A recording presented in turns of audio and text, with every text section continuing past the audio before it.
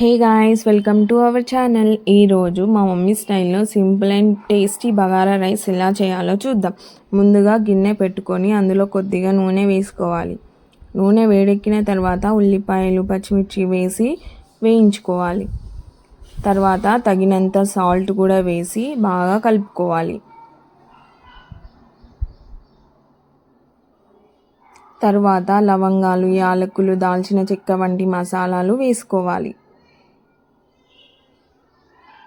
So ఇప్పుడు నేను చూపెట్టిన విధంగా మసాలాలన్నీ వేసి అలా కలుపుకోవాలి.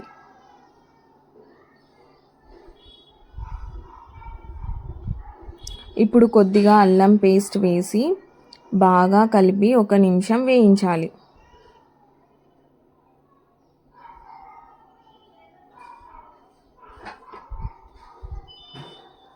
తరువాత అవసరమైనంత నీళ్లు పోసుకోవాలి.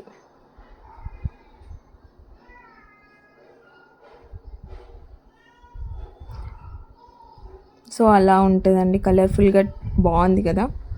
సో ఇప్పుడు మూత పెట్టుకోవాలి ఒక 2 మినిట్స్ వరకు. 2 మినిట్స్ అయినాక అలా మసాలా అనేది మరగనివ్వాలి. ఇప్పుడు నానబెట్టుకున్న బియ్యాన్ని వేసి నెమ్మదిగా కలుపుకోవాలి. మళ్ళీ మూత పెట్టి ఒక 2 మినిట్స్ వరకు కుక్ అయ్యేలా చూడాలి. సో ఇప్పుడు 50% ఆఫ్ రైస్ అనేది కుక్ అవుతుంది. అప్పుడు మూత తీసి మళ్ళీ ఒకసారి కలుపుకోవాలి.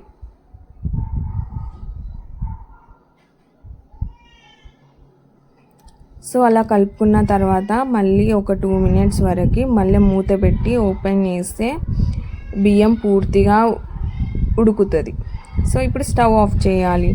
రైస్ బాగా ఉడికిన తర్వాత స్టవ్ ఆఫ్ చేసి 5 నిమిషాలు అలాగే ఉంచండి. అంతే, మా మమ్మీ స్టైల్లో సువాసనతో రుచికరమైన బగారా రైస్ రెడీ. మీకు ఈ రెసిపీ నచ్చితే లైక్ చేయండి, షేర్ చేయండి, కమెంట్ చేయండి. ఇలాంటి మరిన్ని వంటల కోసం మా ఛానల్ను సబ్స్క్రైబ్ చేయండి. Thank you.